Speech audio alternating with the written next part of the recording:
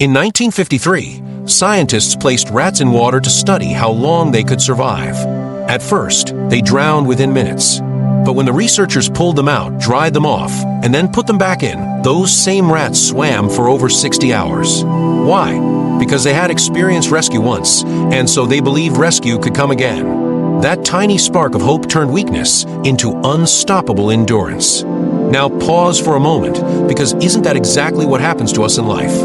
Right before our breakthrough, when everything feels unbearable, when it feels like we're sinking, that's when the greatest test arrives. The test of whether we will give in to fear or whether we will cling to the belief that light is closer than we think. The silence before the dawn is one of the most misunderstood yet powerful seasons of life. It is the moment when everything around you feels still, empty, or even abandoned. The prayers you whispered seem to echo back without reply. The doors you've knocked on stand closed. The dreams you carried with fire in your chest start to feel like distant fantasies. It is a silence that can shake even the strongest soul because silence often feels like neglect. People of every age, whether 13 or 70, have felt this quiet weight at some point. A teenager waiting for acceptance into the school they prayed for, a middle-aged parent hoping their work will finally be recognized, or a grandparent sitting in their home wondering what purpose remains for them, all can relate to this hush of uncertainty. Yet what feels like the absence of God or the absence of progress is often the most sacred preparation for what comes next. The darkest hour of the night is always the hour before the sunrise. The ancients knew this and passed it down as wisdom, not as poetry, but as reality. Sailors on the seas knew that if they could endure the longest stretch of darkness, the horizon would eventually glow again. Farmers knew that before a seed breaks through the soil, there is a silent waiting. Nothing seems to move on the surface, but beneath the soil life is forming. This is the same with the soul. Silence does not mean absence. Silence does not mean death. Silence is the womb of transformation. It is in the hidden, unseen moments that life builds strength for what is coming. Science echoes this truth in surprising ways. Neuroscientists have discovered that the brain grows stronger when it must endure waiting and uncertainty.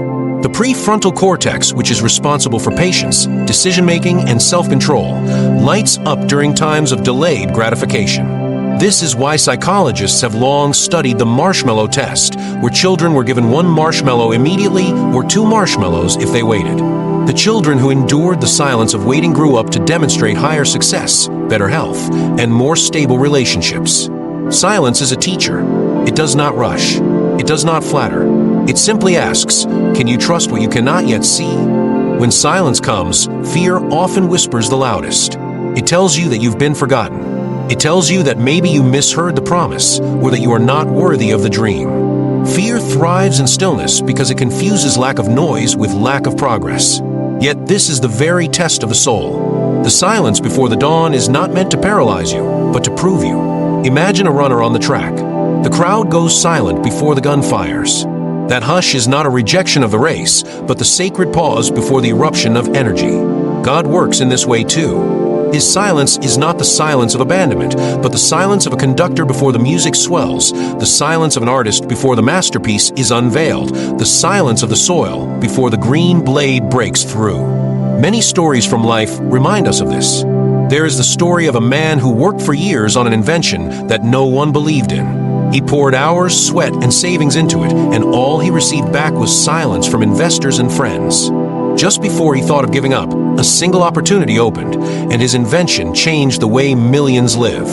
He often said later that the silence was the real test, because if he had quit during that season of quiet, the breakthrough would have never arrived. This is what makes silence dangerous, but also holy. It gives you the choice to quit or to grow. In spiritual traditions, silence is almost always present before revelation. Moses waited in the wilderness for 40 years.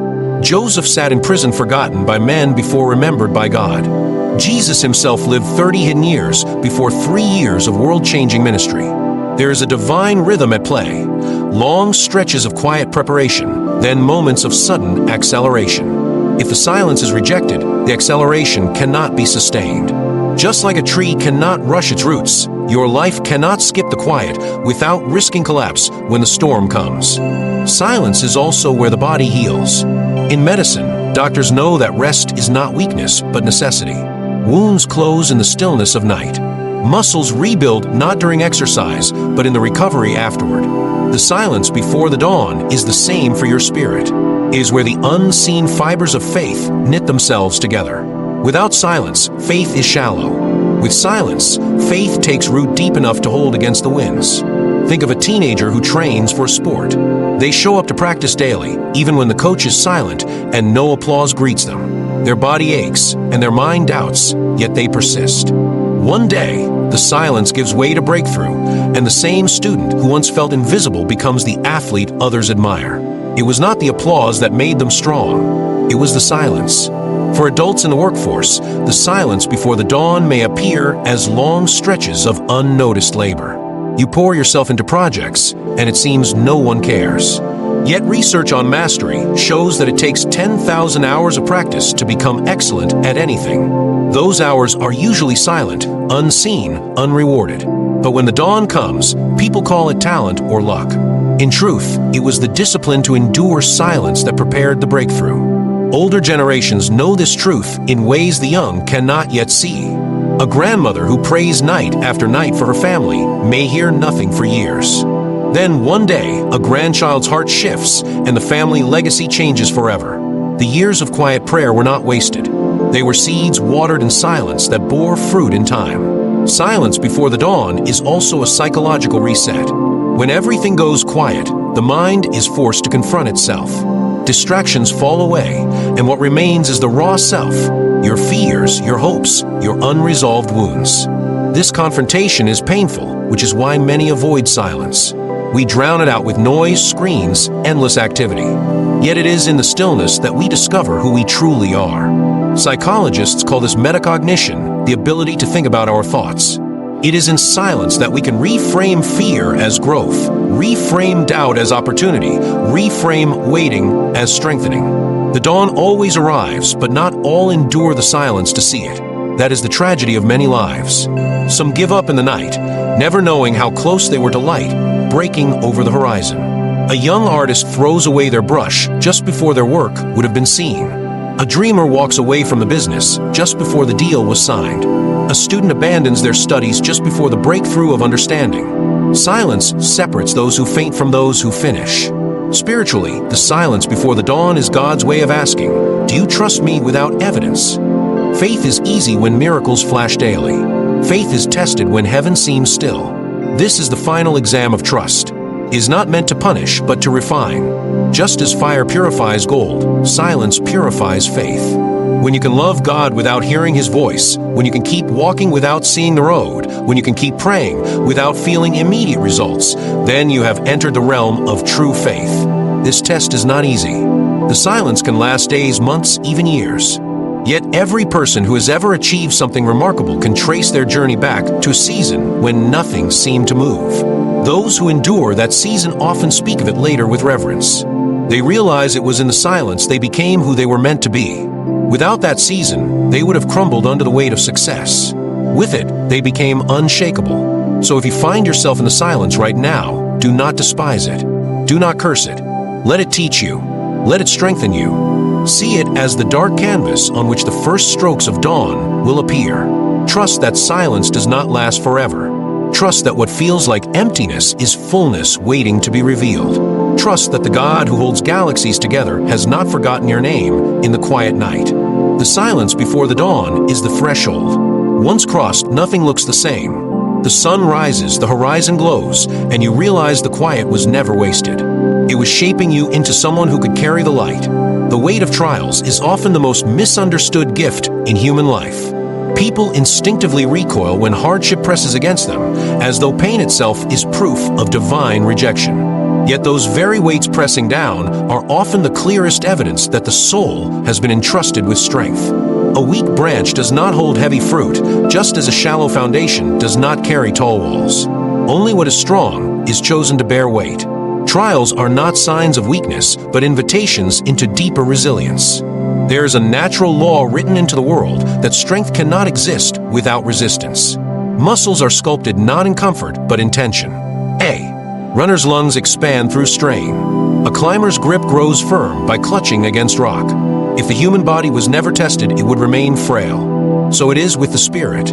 The soul is shaped through trials in the same way sinew is shaped through strain. What feels like crushing pressure is often the very tool by which greatness is chiseled into being. Science gives this truth a profound echo. In biology, there is a principle called hormesis, which shows that small doses of stress create growth rather than damage. A plant exposed to brief drought becomes tougher against longer droughts.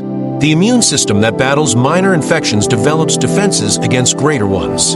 This is why children who play outside, scrape their knees, and encounter germs often grow healthier immune responses as adults. Without trial, no defense forms. Without weight, no strength appears. What we call suffering may be the invisible forge of resilience. Psychologists have studied something similar in what is now called post-traumatic growth. When people walk through deep suffering, loss, illness, betrayal, financial collapse, they sometimes emerge not only restored but stronger than before. Many report a deeper sense of purpose, greater compassion, or courage that would never have surfaced without the fire of pain. This does not make suffering pleasant, but reframes it as purposeful. The weight of trials is not always a chain meant to crush, but a crown meant to stretch the soul into capacities it did not know it had. Consider the story of a young woman who trained for years to become a violinist. Hours of practice cramped her fingers. Rejections pierced her confidence. Teachers often demanded more than she thought she could give. Yet, over time, those trials built her not only into a skilled musician, but into a human being capable of endurance. She often said that if she had been handed applause too early, she would have crumbled when the music world pressed its demands on her. The years of struggle were what gave her the strength to hold a violin in front of thousands with steady hands. This pattern repeats across every field of life. Entrepreneurs tell of nights staring at empty bank accounts before their companies succeeded. Parents speak of long seasons of sacrifice before their children flourished. Athletes recall injuries that nearly ended their careers, but became the very turning points that taught them discipline. Trials are weights. They are heavy, sometimes unbearably so, but they are never random. The human heart is not given them unless it already contains the seeds of strength to lift. The divine narrative carries this theme as well. Nearly every great figure in sacred history was first given a burden before a blessing. Joseph was thrown into a pit and a prison before ruling a nation. David wandered hunted by enemies before wearing crown. Even Christ carried the cross before resurrection. These are not coincidences, but divine patterns. To be given trial is to be told, you are ready to be trusted with more. To resist the weight is to miss the training. To embrace the weight is to discover that what you thought was meant to crush you was meant to carve you. Pain often awakens fear because it strips away comfort. When life presses hard, the first instinct is to ask, why me? Or what have I done wrong? Yet those questions miss the truth that suffering is not always punishment. Sometimes it is preparation. A soldier is not given a heavy pack because he is hated, but because he is trained to march into battle. A student is not handed difficult books because the teacher despises them, but because the teacher sees potential. In the same way, trials arrive not as evidence of weakness, but as signals of strength. Even in daily life, we see how resistance transforms ordinary people. Consider the single mother who works 2 jobs while raising her children. Her nights are filled with exhaustion, her days with endless responsibility. Yet over time, she becomes the very definition of perseverance. Her children look back and say their mother was the strongest person they knew. Her trial was her teacher, and the weight she carried became the legacy she passed on. There's also a deeper truth about suffering that often goes unnoticed. Trials expose what lies hidden. When pressed, what is inside a person flows out. Some discover bitterness, others discover resilience. Some collapse, others rise. The weight itself is neutral, is the revelation of what has been growing quietly inside. Just as pressing an olive produces oil, and pressing a grape produces wine, pressing a soul produces its essence. The question is whether the essence will be despair or strength. Trials also create a perspective that comfort never could. Those who have suffered understand compassion in a way that the untouched cannot. A man who has walked through unemployment speaks to the struggling father with words that carry weight. A woman who has battled illness offers comfort to the sick in ways untouched by theory. Pain stretches the heart until it can hold the suffering of others.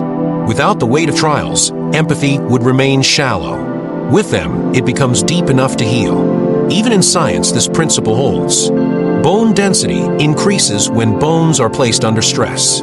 Trees planted in sheltered greenhouses often grow weak because nothing challenges them, but trees exposed to wind drive their roots deeper and become unshakable.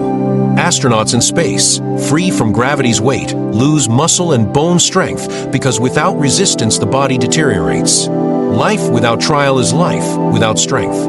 There are people who curse their trials as curses from above, yet those same trials may be the very reason they are standing strong today.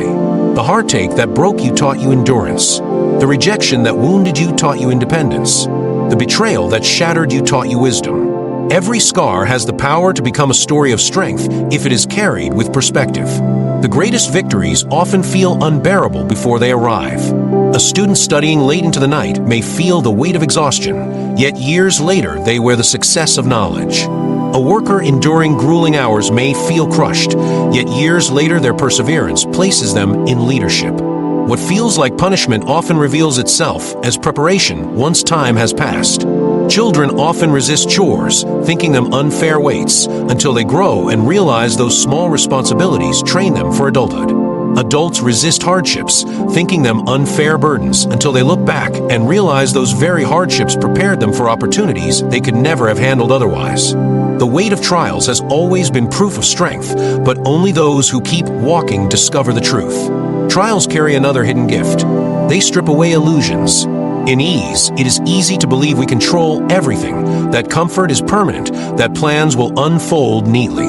Trials tear away those illusions and confront us with reality. They remind us of our limits, but they also reveal the boundless capacity of the human spirit when it leans on God, on community, or on the inner fire placed in every person. Stripped of illusions, life becomes honest. In honesty, strength is born. Even the fear that comes with trials has its purpose.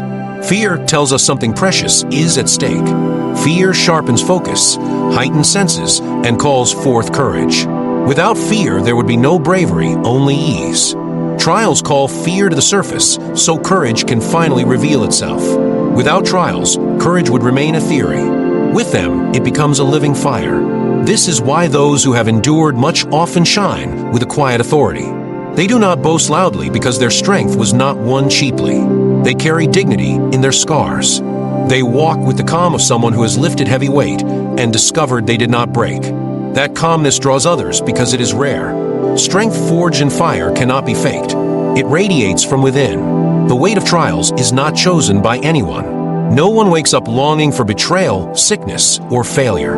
Yet when those moments come, they hold the seed of transformation. To despise the trial is to miss its gift. To carry it with faith is to discover that within every heavy load there is hidden treasure. This is why ancient wisdom has always taught gratitude in all circumstances. Gratitude does not deny pain. It recognizes that even pain can carry purpose. Life without trials would be flat, shallow, and fragile. Life with trials becomes layered, deep, and strong. People who survive hardship often say they would never choose it again, but would also never erase it. Their tears watered the roots of strength. Their nights of despair stretched their souls into rooms wide enough for joy. Their struggles carved wisdom into their bones.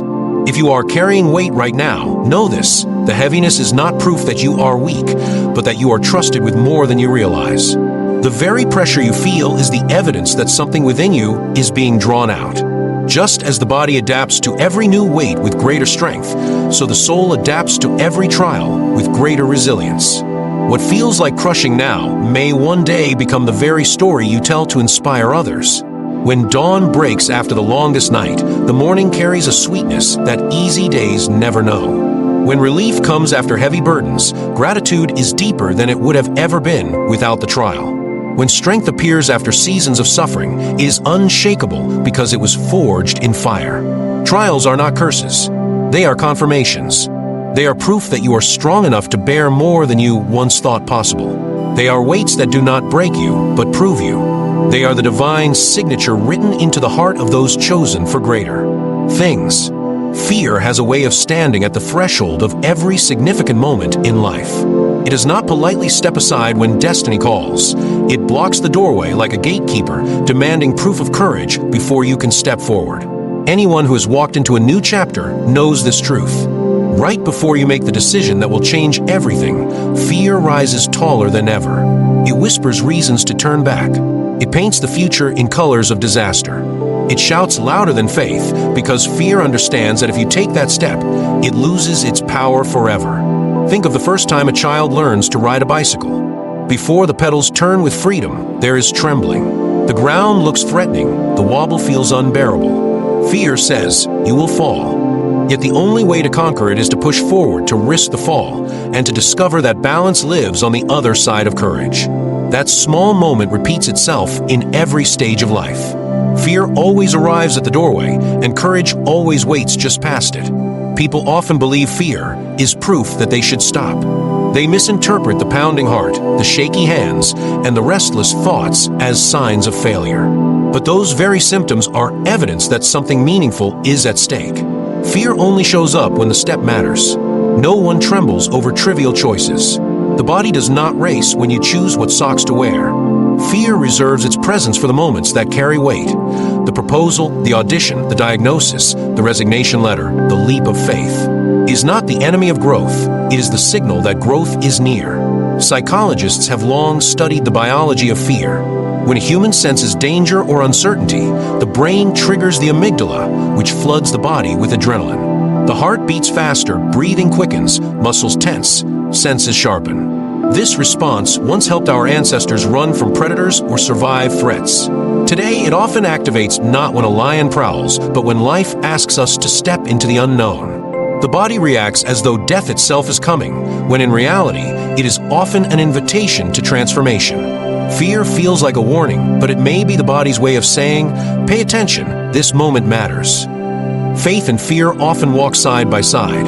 Both demand belief in what is unseen. Fear demands belief in disaster. Faith demands belief in breakthrough. Both use imagination, but one turns the imagination into a prison, while the other turns it into a doorway. This is why fear is such a cunning gatekeeper. It does not need to destroy you directly. It only needs to convince you to stay where you are. If you freeze, if you retreat, the gate never opens, and the breakthrough remains locked on the other side. Stories of courage always begin with fear. A young soldier does not march into battle with a calm heart. A speaker standing before a crowd does not begin without trembling. A patient facing surgery does not feel peace in every moment. The presence of fear is not a sign that courage is absent. Courage is born in the very moment when fear is acknowledged but not obeyed. To feel fear and to move anyway is to rob fear of its purpose. The gatekeeper holds no real weapon. Its power lies in persuasion, not in chains. There is a beautiful paradox at play here. The more important the step, the louder fear becomes. The louder fear becomes, the greater the chance that this step is sacred. What feels like intimidation may be confirmation. The trembling before the performance, the nervousness before the interview, the doubts before the proposal, these are not signs to turn away. They are signals that destiny is near. A man once stood at the edge of a cliff with a bungee cord tied around his ankles. Every instinct screamed at him to back away. The body recoiled at the thought of jumping. Yet once he leapt, what had been terror became exhilaration. This is the nature of fear. It is loud before the leap, silent after the step. Breakthrough often feels like suffocation in the seconds before it arrives, then feels like breath itself once it comes. In spiritual life, fear plays a role that cannot be ignored. Nearly every great calling in Scripture is introduced with fear. When angels appear to humans, their first words were often, "Do not be afraid." Courage was required before instruction could be given. Moses trembled at the burning bush. Gideon questioned his worth. Mary pondered how such things could be. Each one faced fear as the threshold. Only when they moved past it did history unfold through them. The gatekeeper was real, but it was never final. Fear also carries a strange honesty. It tells you exactly where your heart still feels small. If you fear rejection, it reveals that approval still holds power over you. If you fear failure, it shows that identity is still tied to achievement. If you fear loss, it uncovers the places where trust is still fragile. Fear is diagnostic. It points to the weak spot not so you can collapse, but so you can strengthen. Every fear is an invitation to growth. Think of the person terrified of public speaking. They may avoid it for years, shrinking from opportunities. Yet if they step into it, shaky voice and all, something shifts. Over time, the fear lessens, and what was once terrifying becomes second nature. The gatekeeper does not vanish on the first encounter, but it weakens with every step past it. Each act of courage writes new patterns into the brain, retraining the body to see challenge not as death, but as doorway. Fear is not to be despised, but understood. Without it, courage would lose its meaning. Without risk, triumph would lose its value. The gatekeeper exists to ensure that only those willing to rise in strength may enter the next level. It is not a cruel trick, but a necessary test. If every dream were handed without resistance, they would feel weightless. It is fear that gives weight to courage, making victory sweet. Every person who has ever stood in greatness has walked through fear first. Athletes standing on Olympic podiums recall the terror of failure.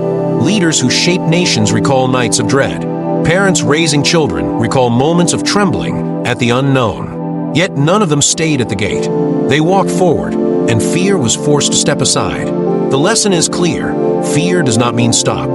Fear means step carefully, but step still. Fear means what you are about to do matters. Fear means there's breakthrough on the other side. To live without fear would be to live without growth. To face fear with faith is to live a life worthy of remembrance. The gatekeeper is not your enemy, but your challenger. It demands that you prove your desire, your commitment, your strength. When you meet it with trembling hands and still take the step, you demonstrate that you are ready. That is when doors open. That is when dawn breaks. That is when the ordinary becomes extraordinary. So if you find yourself staring at fear today, do not shrink. Do not misinterpret as failure. Recognize it as the threshold it has always been. Every great soul before you has faced the same gate. Some turned back and spent life wondering what could have been. Others stepped forward and discovered that fear was only a shadow, not a substance. The choice rests in you. Walk forward with trembling steps if you must. Let your knees shake. Let your breath quicken. Let your heart pound. Courage does not demand that fear vanish. It demands that you keep moving despite its roar. On the other side is your breakthrough.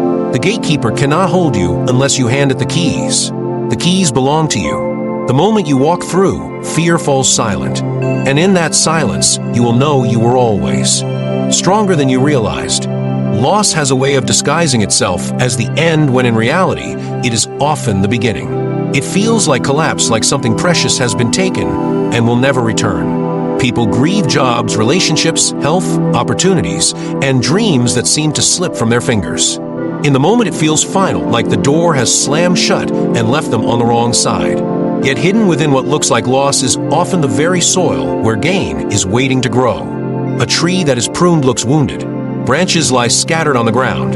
The bark bears fresh scars, and to anyone passing by it might seem cruel. Yet the gardener knows what the eye cannot see, that pruning is preparation for greater fruit. Without the cutting back, the tree would waste energy feeding branches that bear little. With pruning, strength is redirected, life is channeled, and in due season the harvest is abundant. So it is with the human heart. Seasons of loss feel like pruning. Something is cut away, and the wound is real, but hidden within the wound is a redirection of life towards something greater. Think of a person who loses their job unexpectedly. Panic sets in, shame whispers, fear clouds the days.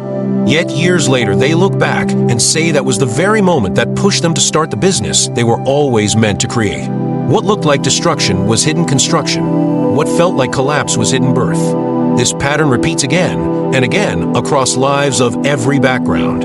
What feels like loss often hides the seed of transformation. There is a reason so many breakthroughs are preceded by breakdowns. The human soul clings to the familiar, even when the familiar is too small. It holds tightly to relationships that have run their course, to jobs that stifle growth, to dreams that once fit but no longer serve. When those things are stripped away, it feels like devastation. Yet what looks like devastation may be mercy. Without the stripping, we would never release our grip. Without the release, our hands would never be open to receive what is next. Science reflects this truth in the way ecosystems renew themselves. Forest fires appear destructive, reducing tall trees to ash. Yet ecologists know that fire clears the ground for new growth, releases seeds that only open under heat, and enriches the soil with nutrients. Without fire, forests stagnate. With fire, they are reborn. Human life often mirrors this cycle. The flames of loss burn painfully, but within them lies the spark of renewal. Psychology also shows that loss changes perception. People who walk through profound grief often develop a new sense of meaning. They no longer take small joys for granted. They speak of sunsets as gifts, laughter as medicine, presence as treasure. Their eyes, once blind to the ordinary, now see with clarity. Pain has a way of sharpening vision. What was once ignored becomes sacred. The illusion of loss often births the reality of appreciation. There is a man who once loved deeply and then lost the one he loved to illness. His grief consumed him for years.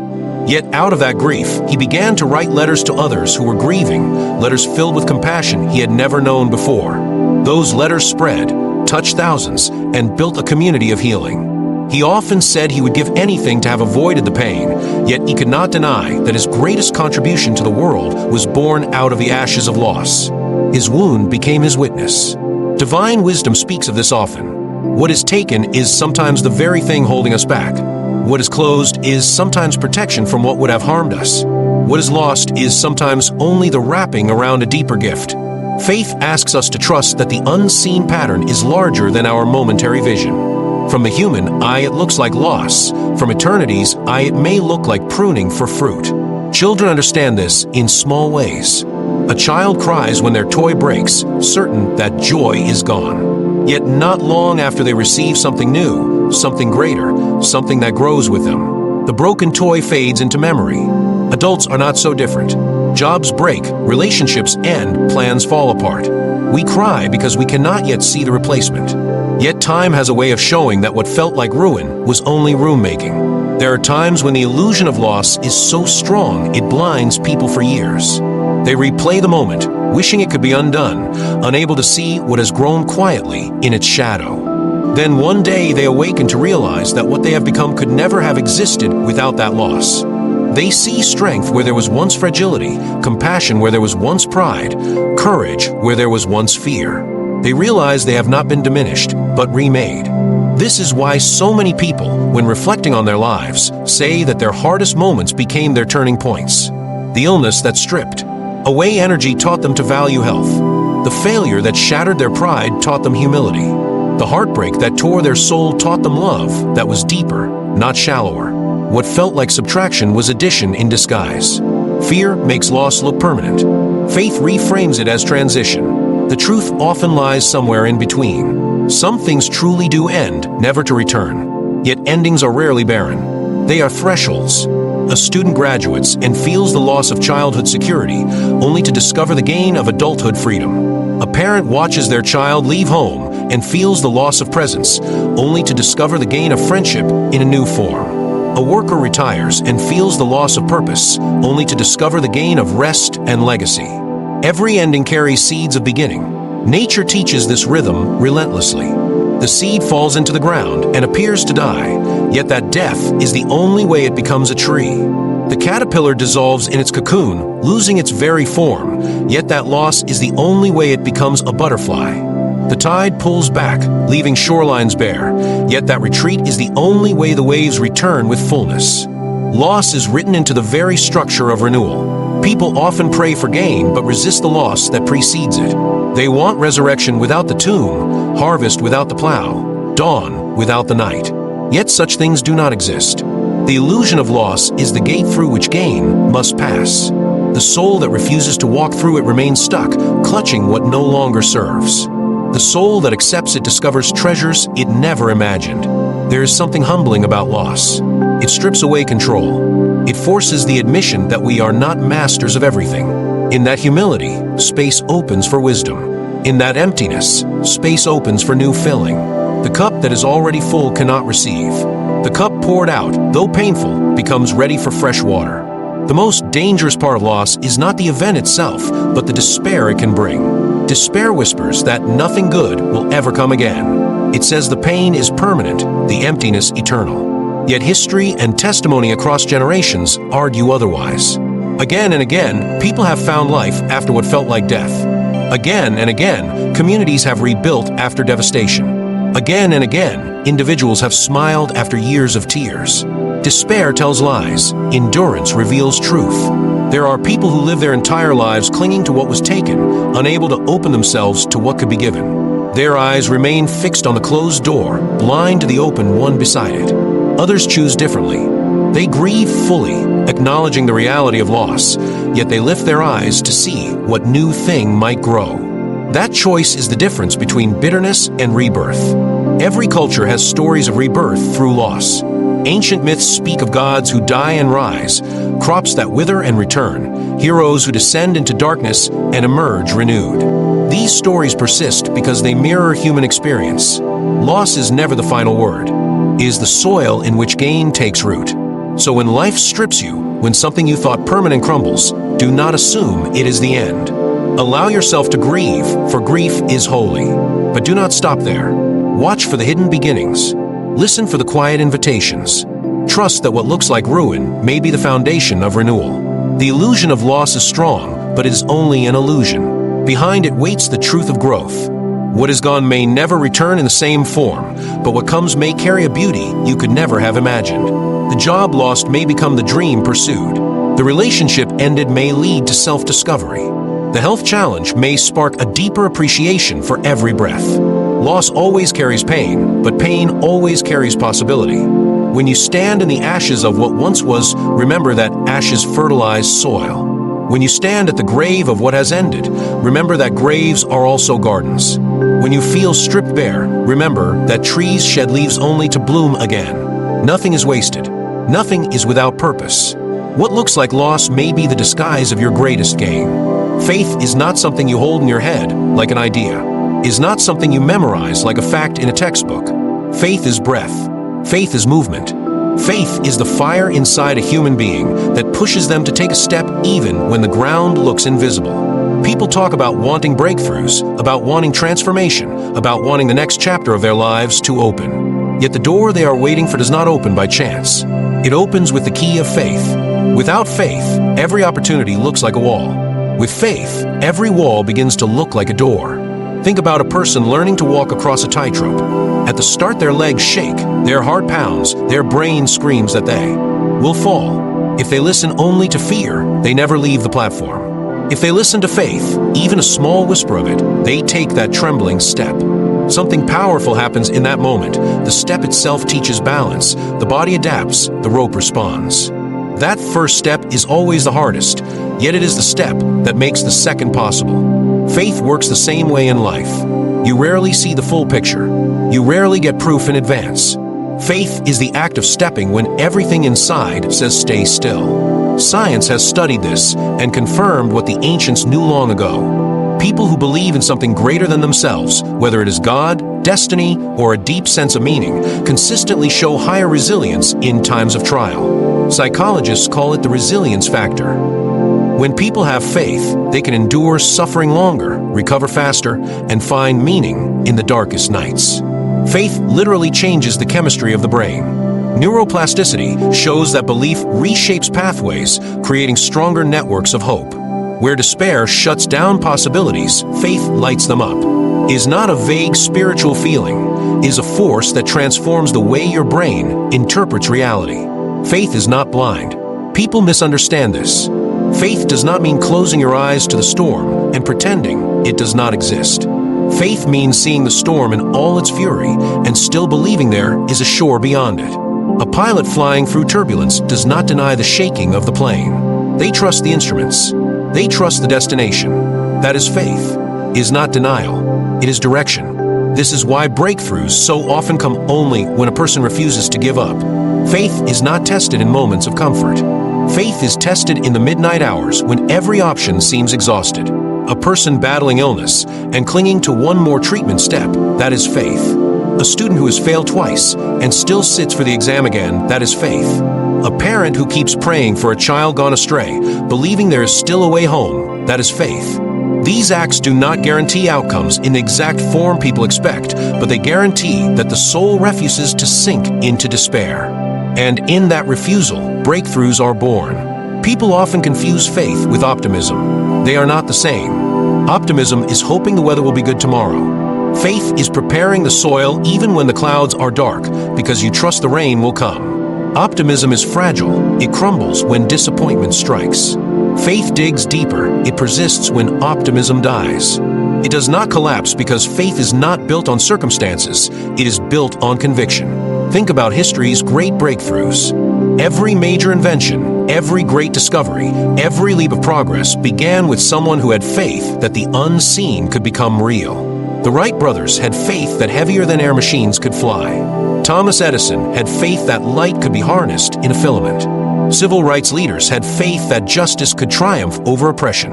In each case, the evidence was scarce, the obstacles massive, the doubts endless.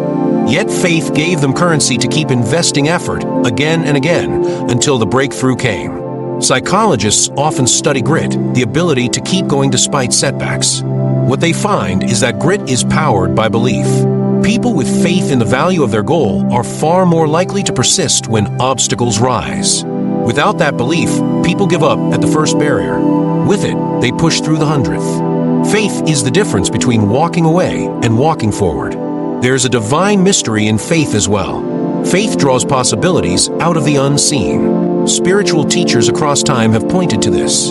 They say that faith aligns human will with divine will, and when that alignment happens, doors open that logic alone cannot explain. People pray and outcomes shift.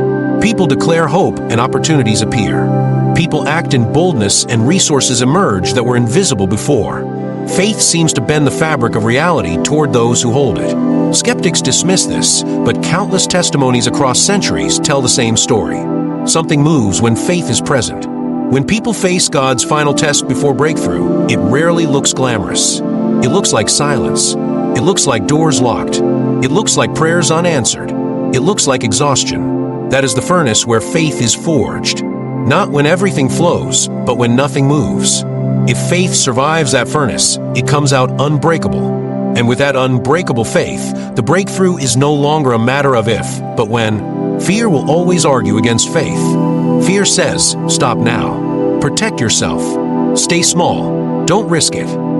Faith whispers, step forward. Trust. Risk it. Which voice you follow determines your future. If you obey fear, you remain in the same cycle. If you obey faith, you enter a new one. Fear makes you settle for crumbs. Faith prepares you for feasts. There are people who miss their breakthrough because they quit one step too soon. They let go just before the tide turned. They stopped digging just before striking water. They gave in to fear when faith was asking them to hold on. That is why faith is called a currency. It must be spent. You have to trade comfort for growth, security for progress, safety for possibility. Faith demands investment, and the return is breakthrough. Let's ground this in something as simple as physical health. Someone trying to lose weight often feels the temptation to quit after a week when results are invisible. Their body aches, the scale barely moves, old cravings roar. If they stop there, they confirm the illusion of failure. If they hold their faith that consistent action will bring change, the body begins to transform in weeks, then months. The same is true with addiction recovery, with building a business, with repairing a relationship. Faith is the fuel that keeps people showing up long enough for the invisible work to become visible. Children show faith naturally. A child learning to ride a bike believes that balance will come even after falling 5 times. They scrape their knee, cry, and yet climb back on. Why? Because they believe that if they keep trying, they will ride. Adults forget this.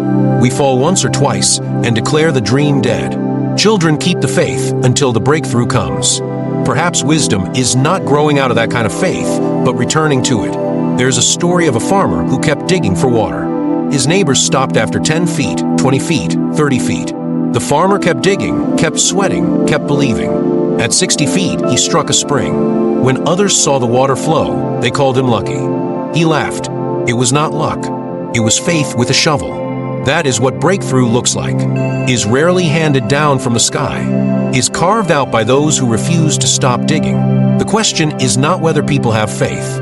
Everyone has faith in something. Some have faith in their fears. Some have faith in their limitations. Some have faith in the worst outcomes. And their lives bend toward that faith. But those who put faith in the possibility of good, in the promise of divine guidance, in the resilience of their own spirit, they see doors open where others saw walls.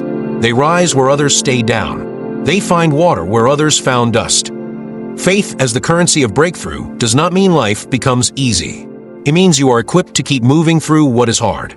It means you do not trade your vision for despair. It means you keep placing one foot forward even when the path is dim.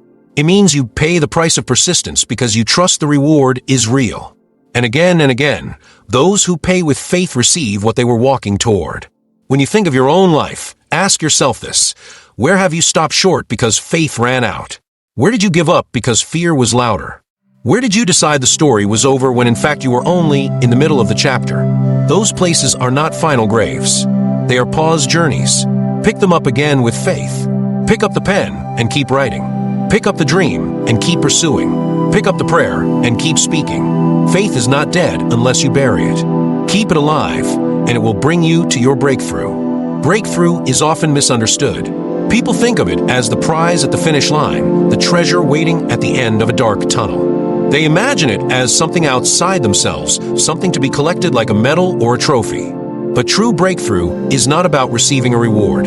It is about becoming someone new. It is not only the change in your circumstances, it is the change in your soul. Breakthrough is not a destination. It is a transformation. Think of a butterfly. For most of its life it crawls, slow and vulnerable, bound to the earth. Then comes the cocoon, that silent prison where the caterpillar dissolves into something unrecognizable. From the outside, it looks like confinement. From the inside, it feels like death. Yet the creature that emerges is not the same as the one that entered. The breakthrough is not just wings. The breakthrough is the entire transformation of identity. In the same way, when you step into your own breakthrough, you do not simply receive something, you become something. So many people pray for doors to open, for opportunities to appear, for pain to end. And yes, those things are part of the journey. But the real gift is the change that takes place within you while you are waiting, while you are fighting, while you are enduring. Because what good is a reward if you are not the kind of person who can hold it, cherish it, protect it, and multiply it? Breakthrough is not the check arriving in the mail, or the diagnosis coming back clean, or the dream job being offered. Breakthrough is who you become in the waiting, in the fighting, in the stretching of your faith. The outer change is only the shadow of the inner one. Think of people who win the lottery. Studies show that many of them end up broke or unhappy within a few years. They received the reward, but skipped the transformation. Without the growth of character, wisdom, and resilience, the blessings slipped through their fingers. Breakthrough without transformation is fragile. It does not last. True breakthrough is permanent because it reshapes you. It changes not just what you have, but who you are. When a person survives hardship and comes out with deeper compassion, that is breakthrough. When someone walks through illness and emerges with a radiant appreciation for life, that is breakthrough.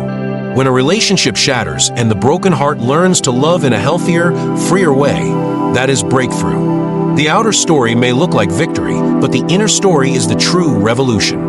Transformation begins when the old self is forced to let go. Think of the soldier returning from war, who no longer sweats the small things because they have seen what really matters.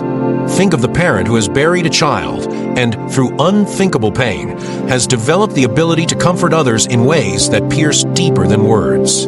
Think of the addict who wrestled through recovery and emerged with a humility and strength that no easy path could have given. These are not just survivors. They are transformed beings.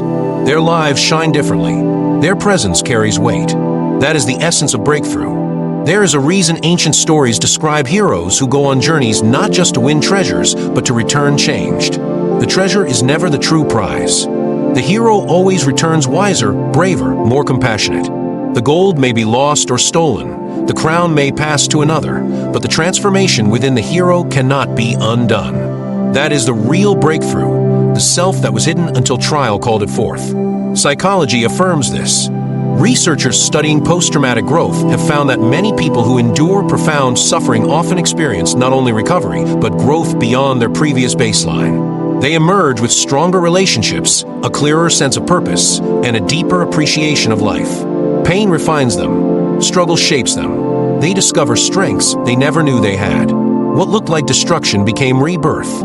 Science gives language to what wisdom traditions have always known. Breakthrough is not just what you gain, but who you become through the gaining. Breakthrough as transformation also explains why some doors remain closed until we are ready. A promotion denied, a relationship delayed, a dream deferred, these are not always punishments. Sometimes they are pauses, giving space for the person you must become to catch up with the life you are meant to live. If a seed is forced to bloom too soon, the plant dies. If a person steps into blessing too early, they may not have the strength to sustain it. Waiting seasons are not wasted seasons. They are the workshops where transformation takes place. Faith traditions across the world speak of this. In scripture after scripture, stories unfold where people are tested, stretched, and humbled before their breakthrough arrives. The waiting, the silence, the struggle, these are not cruel tricks. They are divine classrooms. They build the foundation for transformation. Without them, the breakthrough would collapse under its own weight. Think of a potter shaping clay. The clay longs to become a vessel, to be filled with purpose, to serve its role. But first it must be pressed, spun, and placed in fire. Without that process, it would crumble at the first touch. The fire hardens it, strengthens it, seals it. In the same way, people must endure shaping before their breakthrough, not because they are being punished, but because they are being prepared. Transformation is the unseen gift inside the visible breakthrough. This understanding shifts how we see our struggles. Instead of asking, "When will this end?" we begin to ask, "Who am I becoming through this?" Instead of crying only, "Why me?" we begin to whisper, "What is being formed in me?" That shift changes everything. It turns despair into curiosity, fear into anticipation, bitterness into growth. It reframes loss as the soil of gain, pain as the furnace of purpose. Think of someone who trained for a marathon. The breakthrough is not crossing the finish line. It is the months of discipline, the early mornings, the aching muscles, the moments of doubt overcome. By the time they cross that line, they are no longer the same person who began training. The medal is small compared to the inner strength they have forged. Transformation is the true reward. This is why God's final test often feels unbearable. It is not about proving something to the world. It is about refining something in you. It is about carving away what is small so that what is greater can emerge. It is about stripping illusions so that truth can shine. It is about molding your heart, your mind, your spirit, so that when your breakthrough comes, you do not just touch it. You live it, sustain it, multiply it. There is a beauty in this that words barely capture. Breakthrough as transformation means nothing is wasted. Every tear, every delay, every closed door, every lonely night, it all feeds the soil of who you are becoming. Nothing is random. Nothing is lost. The pain is real, yes, but so is the purpose woven through it. Transformation means you do not simply move past hardship. You absorb it, learn from it, and emerge radiant. Think of a pearl. It begins as an irritation, a wound in an oyster's shell. The oyster layers it, covers it, and what began as pain becomes beauty. A pearl is not a reward given from outside. It is transformation from within. That is what your breakthrough is like. Is not handed down like a prize, is grown in the hidden chambers of your struggle until it shines. The world tells you to chase success, to grab rewards, to accumulate more. But wisdom tells you to seek transformation, because when you are transformed, success becomes a byproduct. You no longer chase it. It flows naturally from who you are. Transformation makes you the kind of person who creates breakthroughs again and again, not just once. Without transformation, even the greatest reward can be squandered. With transformation, even the smallest gain becomes sacred. So when you think of your breakthrough, do not picture only the outward change. Picture the inward shift. Picture the stronger heart, the sharper mind, the deeper compassion, the unshakable spirit. That is the real breakthrough. That is the treasure no one can take from you. That is the reward that outlasts all others. When the curtain of life feels darkest, that is often the very moment before dawn breaks. You've walked with me through the tests of delay, the illusions of loss, the demand for faith, and the transformation that waits on the other side, and now you stand at the edge of your own breakthrough. This edge is sharp. It can cut you if you let fear hold you back, or it can carve you into someone unrecognizable if you step forward with courage. Every great life you admire was once pressed against this same edge. They faced the silence that made them doubt, the pain that made them want to quit, the weight that felt unbearable. Yet, instead of shrinking back, they leaned into it.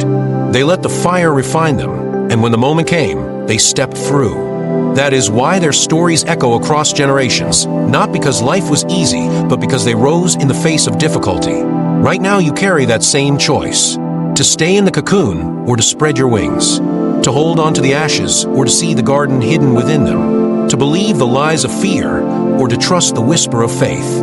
This is not just about success, money, health, or recognition. This is about becoming who you were meant to be when you were placed on this earth.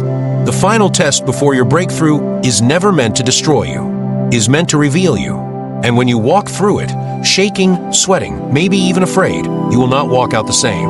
You will walk out radiant, wiser, unshakable. The door you've been waiting on will swing open, not because luck handed it to you, but because you were transformed into the person who could walk through it. So let this be the moment you decide. No retreat, no surrender, no settling for less than what God has placed inside you. Step forward, because the test you are facing right now is proof that the breakthrough is near. And when it comes, it will not just change your life, it will change you.